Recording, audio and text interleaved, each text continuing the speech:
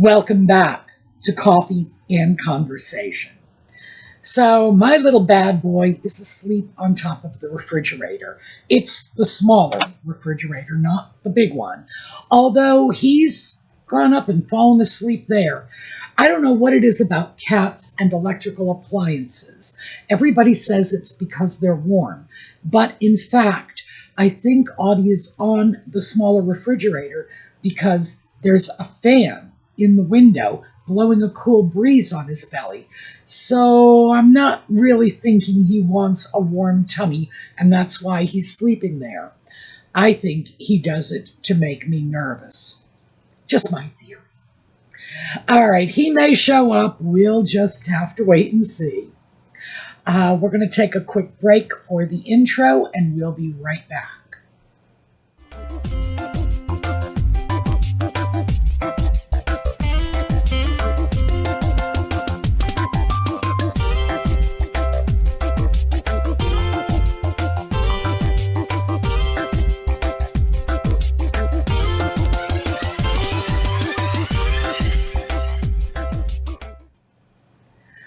So I got a question on one of last week's videos asking if I could do something about choosing your colors.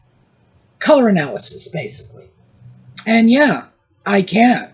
It's going to be very different from most of what you're going to hear. But I thought we would start off with sort of a little bit of an intro to this. You see, Thursday night, I did something uncharacteristic. I'm doing the same thing today, and that is I wore black.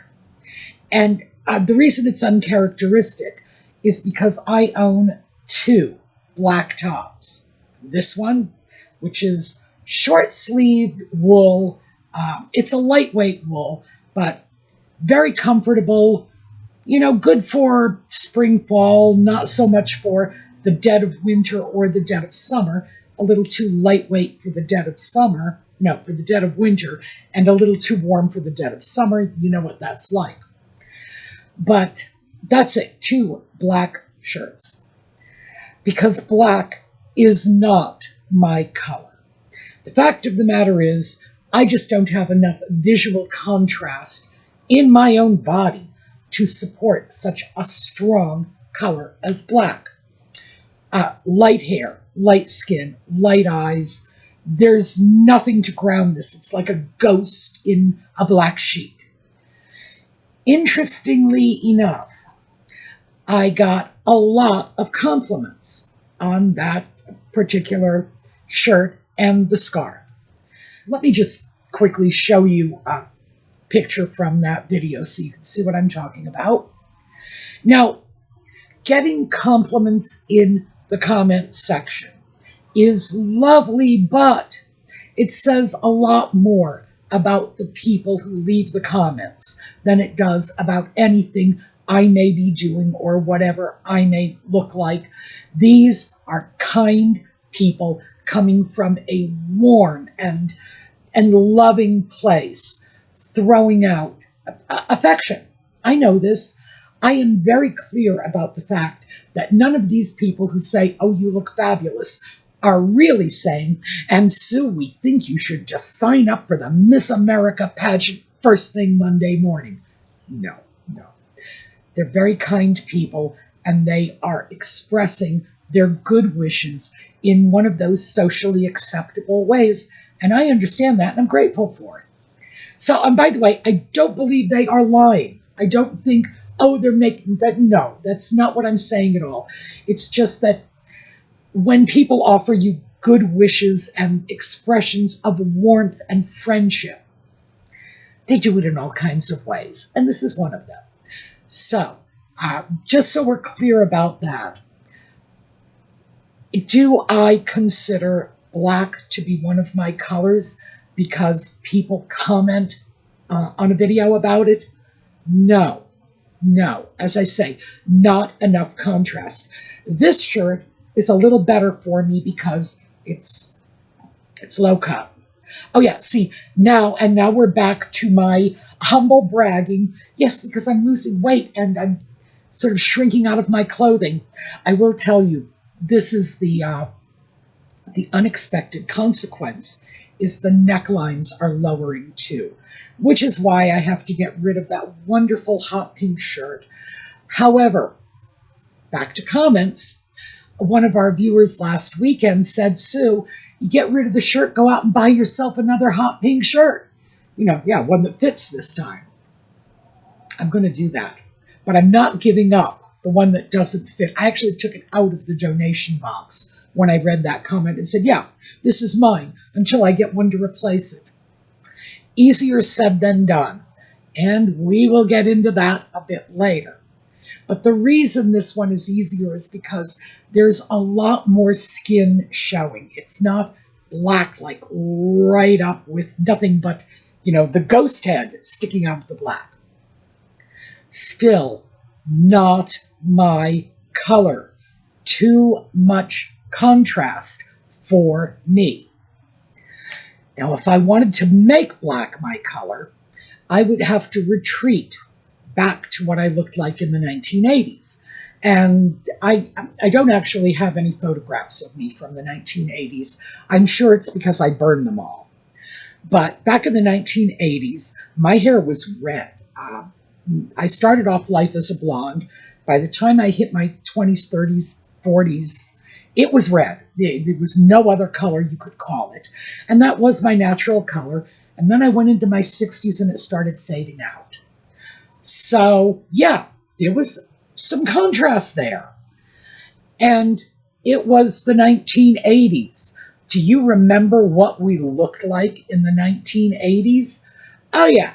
Our makeup was over the top along with everything else. So, yeah, sure. If I threw on that much artificial contrast to my face with the makeup, my hair was darker, well, red, so there was more contrast there. Yes, I could handle black. Was it ever my best color? No, absolutely not. Did I wear it? Yes. And that is going to lead us into the discussion about color analysis and why I am going to tell you that I have a completely different theory on this. Let's start with the myth of color analysis. 1, it is entirely subjective, period. No one can say to you, this combination looks good, this one looks bad, as a definitive statement. Can't be done. And there are a number of reasons for this. First of all, what we find attractive is inherently very subjective. Now, as I just got through explaining to you with my white skin and a black top, I feel this is extremely unattractive. You could go into goth communities and say, white skin, white hair, black shirt, and boy, they'll go gaga for that, because that is very popular in the goth aesthetic. And they are going to find that attractive. Why? Because it's what they like. It's like it's so simple, we all just miss the boat on this one. What we like is what we like. So if you like the color black, you're going to believe that black looks good on almost everybody. Because, again, totally subjective. There is no objective standard of attractiveness. And people have tried to do this over the decades, tried to determine what is the ideal beauty standard, and no one's been able to do it. And let me show you these are just some pictures I've gathered up quickly. When we look at beauty standards from when I was young, we have Betty Grable from the 30s and 40s. We have Marilyn Monroe from the 50s and 60s. And I topped it off with Ally McGraw from the 70s and actually, I think, into the early 80s. Wildly different beauty standards. You can look at Betty Grable and Marilyn Monroe and say, yeah, I've seen some similarities there. But Ali MacGraw? No. The revolution of the late 60s changed our beauty standards. We rejected that sort of bleach blonde, overly made up aesthetic that was part of our parents' generation and said, no, we want more natural. We want somebody, who has dark hair and hasn't grabbed a bottle of peroxide. We want somebody who is not wearing a great deal of makeup. These standards are very, very subjective. We looked at Ali MacGraw in the 70s and said, this is a beautiful woman. But if you dropped her into the 1930s, probably not. Same way if you dropped Betty Grable into the 1980s. Again, probably not. Even though hers was the image pinned up on every GI's locker. That was it. And so these are not just attractive women. They are women who, as objectively as one can be, and remember, I don't think one can be very objective at all, as objective as one can be, these women were considered very attractive in their time. And just to pull out some more recent images, when we start looking at the 80s, the 90s, the 2000s, we're looking at Julia Roberts. Everyone really thought she was the image of beauty. Then Angelina Jolie, and then Kim Kardashian. And again, although frankly, in those particular women, you can see a trajectory. You can see, Julia Roberts as sort of the toned down version. And next, we have Angelina Jolie ramped up a notch, Kim Kardashian. Whoa, in my day, that was what a hoe looked like. Like, seriously, you saw a woman looking like that walking down the street, and you would wonder how much she charged. That's the new standard of beauty. So I just wanted to take this little digression to point out that we don't know what beautiful is. It can change. What we think is beautiful at one point in our life may not be beautiful during another point. It changes with the times, and it changes with what society tells us we are supposed to accept as the beauty standard. So that goes back to black. Black is something that society has always told us is elegant and sophisticated. Well, not always, but in the 20th century, society has told us this is elegant and sophisticated. And, it's like Coco Chanel's little black dress and Audrey Hepburn, Breakfast at Tiffany's. Yes, black is supposed to be fabulous. But 150 years ago, it was reserved for funerals. And it was not considered attractive, which is why it was reserved for funerals when women were supposed to be in mourning and were not supposed to be out man-trapping. There is nothing objective about this. Scientists have taken images of women's faces and analyzed them to see what they can come up with in terms of a formulaic approach to beauty. And the fact is that, no, the only way that really works is if you segment these images by decades, so that you will have an image of 1930s beauty, an image of 1950s beauty, etc. So no, it's not objective. There is no objective standard, because if it can shift over the decades, then clearly it is subjective. Now, hopefully I've made my case for this. Why are people saying that you can have a color analysis to find the best colors for you then? Well, again, the colors are dependent on what colors are trending and what colors are in style. you know, that hot pink top that I'm trying to replace, well, that was a color that was hot 2 years ago when I bought that top. Not today, so I'm having a hard time replacing it. And we look at this and say, well, do we really know what colors are best for us? Or do we think a color is best for us because the fashion industry has said this is the in color?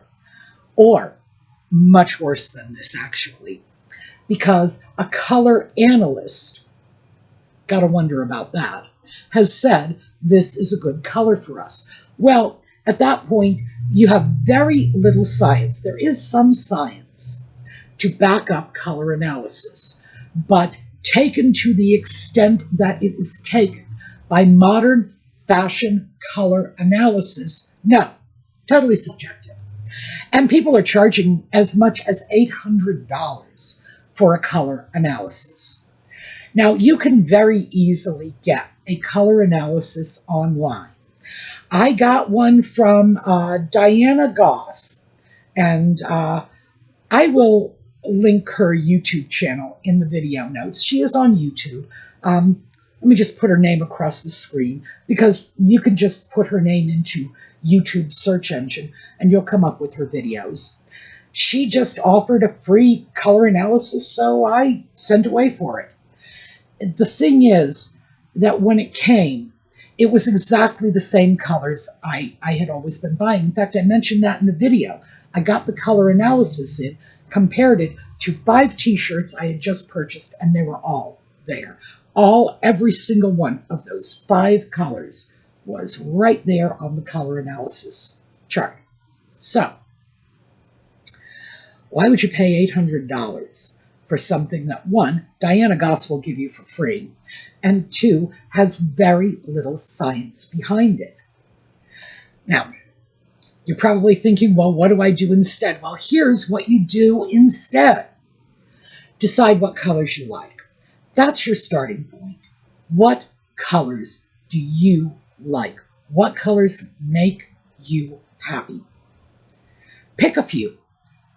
Write down the names if you have to, but of course you'll know. You'll keep it in your head. And then go into a store. Any store that sells clothing. It does not have to be Bonwit Teller or Neiman Marcus. It can be Walmart or Target. Just go in, grab a few tops, and that's what you want. You want tops. Shirts, blouses, go to the men's department if you have to. In the colors you have selected as your favorites, take them into a fitting room and try them on. See if you like the way they look. Now, if you like the way they look on you, that's your color. Because if you're going to rely on someone else's personal opinion, if you're going to go to somebody and say, what colors look good on me, and they really don't have anything more than some formula they got from somebody else, most of which is not scientific to begin with, and they're giving you their personal opinion and charging you $800 for it, no. Yours is the only opinion that matters. So try your favorite colors on. You will discover 2 things. 1, will those colors suit you? Will you like those colors on your body, next to your face? Will you be happy and comfortable? Will you feel confident? Will you feel you look good? Because remember, you get dressed to please you, nobody else. And if you're getting dressed to please somebody else, you're making a terrific mistake, and I'm not going to support you in it. I want you to be happy with your decisions. I want you to feel comfortable with what you look like. So 1, you're going to like it. Or 2, you're not going to be so crazy about it. Because let's face it, if you're choosing your favorite colors, you're not necessarily choosing your favorite clothing colors. You may be choosing, the colors of the drapes you bought for your spare room last month. Whatever. Any color you like, give it a try. It doesn't have to be clothing colors. So if that doesn't work for you, well, you know something that doesn't make you happy when it's on your body, even though you might love it on the guest room walls. So then expand a little more, because in general, you are going to find some colors that work for you. And by the way, when you go in and try on your clothing in the fitting room of Neiman Marcus or Target or wherever, be sure to snap a selfie of anything you particularly like. And then just save it on your phone, because that's one of your colors and you'll work with it. Ultimately, these things are so wildly subjective, so dependent on time and place, so subject to the whims of the fashion industry. Remember, I may like that hot pink top. Oh, I may like that from morning till night. But if the fashion industry doesn't like the color, I'm not going to find anything in that color unless I go off to a thrift store, which I will probably do. But your choice of colors are impacted by so many factors that have absolutely nothing to do with science, nothing to do with how objectively well that color looks on you, because I'm not even sure we can determine that. I do not even think there is a way to say definitively, pink looks good on you, green looks good on you. I think, again, there's too much subjectivity. When you look at this, you can start choosing your own colors. Try it on. Do you like how it makes you look? If you do, then it's your color. See, we have become so accustomed to doubting our own tastes, to feeling insecure about our own judgment, to thinking some other expert knows more than we do. And let me just pull up that picture of recent people who are just considered very beautiful. When we get over to Kim Kardashian, and I hate to be picking on her, but heck, she's a Kardashian. She can take it. We're looking at a woman whose physical appearance is largely created through surgery.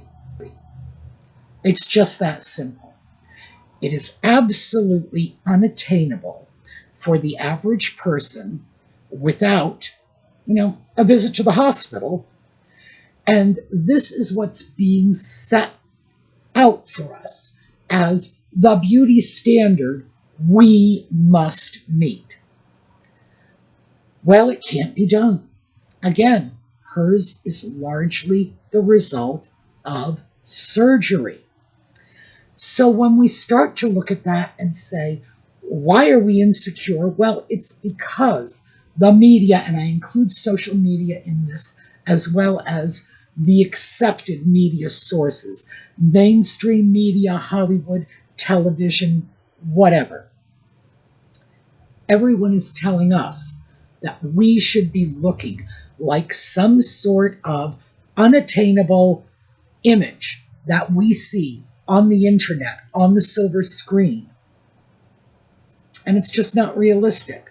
So we walk away feeling like we've failed. We haven't been able to measure up. And that's why we start to doubt ourselves and say, well, I don't know what my colors are. Of course you know what your colors are. Of course you know. You just don't have the necessary confidence to say, I love red and I'm going to wear it. Well, if you love red and you feel confident in red and you think it looks good on you, what do you care what anyone else has to say? You shouldn't. You absolutely should not, because ultimately it's all about you. And of course, we're told by society that making it all about you is a bad thing. But I'm sorry, when it comes to your closet, it should be all about you. If it's not all about you, who is it about? So we need to reclaim that sense of this is what I like. And that goes back to the video I did last weekend. We lost sight of what we like. We just got wrapped up in peer group pressure when we went to school, and now it's social media and mainstream media pressure. And we are looking at this saying, this is what I am supposed to like, therefore it is what I do like. But the problem is, that's not necessarily so. And maybe some people do fit in to those little pigeonhole boxes that color analysts will give you. You know, it's like, oh, you are a bright muted spring, summer, whatever. Some of us might actually fit in. But do we really want to wear those colors? Do we like them? Because that too is another part of this. When I look at the colors that I am supposed to like and look at my closet, I find that perhaps 20% of my clothing fit into that narrow color range. And the other 80% are my go-to neutrals. They are the backbone of my wardrobe, the colors I use that allow me to set off these accent colors. You know, the black pants that lets me get away with that hot pink shirt. But does that mean that these are the only colors I like? You know, these bright pastels that any color analyst will tell you, oh, those are your best colors. Because I'm easy. I'm at the far end of the spectrum. I am a pale blonde, pale skin. I've said this before, other than Johnny and Edgar Winters, I am the whitest person on this planet. And I'm not even sure about Johnny and Edgar. So I'm at the far, far end of that spectrum. So I'm very easy to pigeonhole. But does that mean this is what I'm going to wear? No. Furthermore, our viewers have actually taken a look at this and said, no, I think you should put burgundy in your wardrobe, which, by the way, I did, and I am happy with it. I have three, maybe four burgundy tops that I have acquired since you folks have said, try burgundy. Oh, yeah, very thrilled with that. Thank you very much. So most of you are better color analysts than any of the professionals out there, because they were probably not going to give me that same advice. So when we look at this, we have to remember that all of our decisions about color are intensely personal. If you like orange, for example, not just orange, let's go over to safety orange. You know, it's like that color that the street workers wear to keep from getting hit by traffic. You like that color? Wear it. Why? Because it's all about you. You don't need an $800 color analysis in order to tell you what you should be wearing. You don't. You just need your own judgment, your own sense of what makes you feel attractive and comfortable. Do you need someone to tell you that you're all wrong about your own taste? No. No. There are an infinite number of colors out in the universe. Some of us are just so attuned to color that we can look at this and say, well, there are 4 or 5 shades of olive green I like, and 4 or 5 shades of olive green I don't like. And then you come to somebody like me, and I'm like, what do you mean that many shades? Because I don't get it. I don't see a difference. There are people who can do this, and I recognize that. And they might go into Target or Walmart or wherever, try on a few olive green tops and say, I love this one, I hate that one. And the rest of us are just looking at that saying, but they're the same color. To them, they are not. Some people have a more developed color sense than others. Some people, by the way, actually physically have the ability to differentiate more colors than other people do. So ultimately, again, totally freaking subjective. And if it's going to be subjective, if it's going to come down to somebody's opinion in the end, that opinion should be yours. It should not be the opinion of someone who is, well, okay, let me just quickly explain how most color analysts deal with their analysis. Some of them have actually taken a few color theory related courses. Have they taken them at the university level where you are getting into the science of pigmentation or even the science of visual color reception? Probably not. Most of them are probably taking a few online courses. This color looks good with that skin type. That reminds me of the information that came out 200 years ago, back in Regency times. Jane Austen, keep that in mind, that's the era we're talking about, when the standard advice was pink was for blondes and brunettes could get away with more saturated colors, like maybe blues or greens and reds.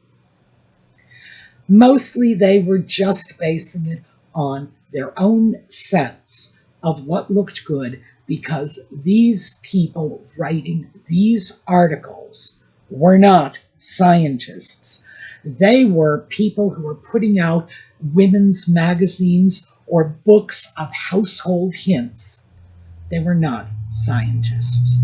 So when we look at it in that context and realize that it hasn't moved that far forward, and the person providing your color analysis probably doesn't really have very much in the way of legitimate academic education in the field. They have simply been trained by some other color analyst who thinks these colors look good. Again, the more closely you look at it, the more you realize that it's at best pseudoscience. At worst, it is people who are just grabbing a few charts from the internet and saying, I'm a color analyst, pay me money. So I would have to say, don't go there. Just don't.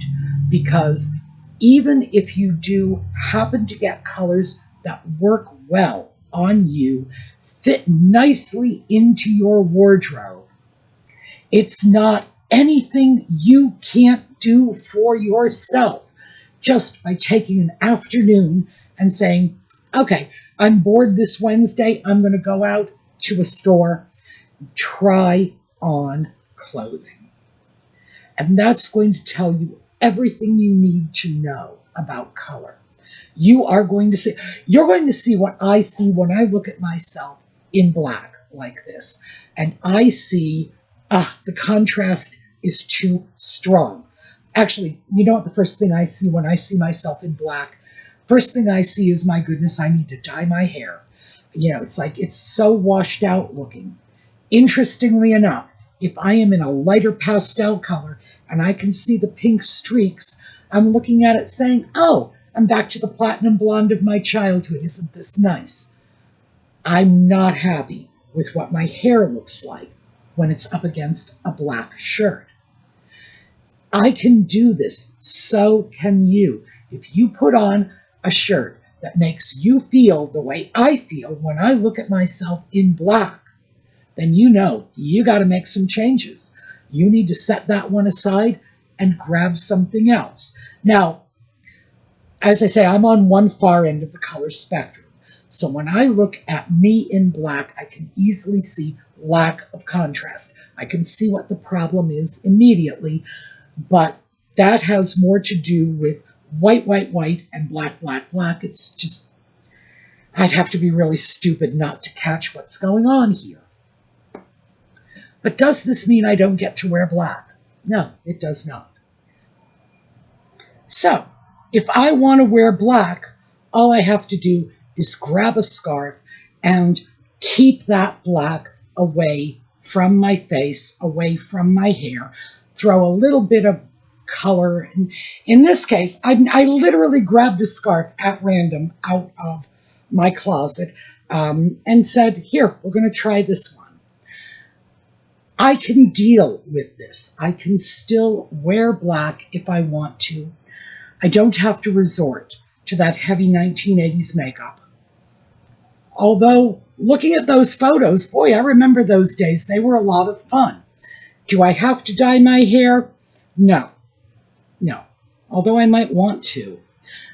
But again, my insecurity's coming out because of what I feel I look like in black. So these are things that we need to deal with on our own. If there are colors and you just don't like the way you look in them, don't wear them. Don't. Although I have to say, black is a hard one to avoid, because if you go out to a store and you want something, odds are it's going to be available in black. And it could very well be that it's going to be available in black and other colors that you like even less. So I don't know. That is, in fact, how I ended up with a couple of, well, like I say, two black tops in my closet, although I do have tank tops, but again, I wear them as undershirts. The fact is, we can find ways to work around color problems. But if you like it, that should be your guide. So, in summation, go check out Diana Goss. Like I say, that's where I got mine from. And it was free. I just went through the notes in one of her videos, and there it was. So check out her videos. And quite frankly, I would have put in the link to where exactly I got it if I could have found it, but I haven't. So check out her videos and sign up. She'll send you stuff. And that should be a starting point if you want a quick and easy color analysis that is based on this pseudoscience. But ultimately, don't let someone decide for you. If it's going to be a matter of personal taste, let it be yours. All right, we are going to take a look at a slideshow on the way out. I hope to see you all next time. And in the meanwhile, have a terrific day.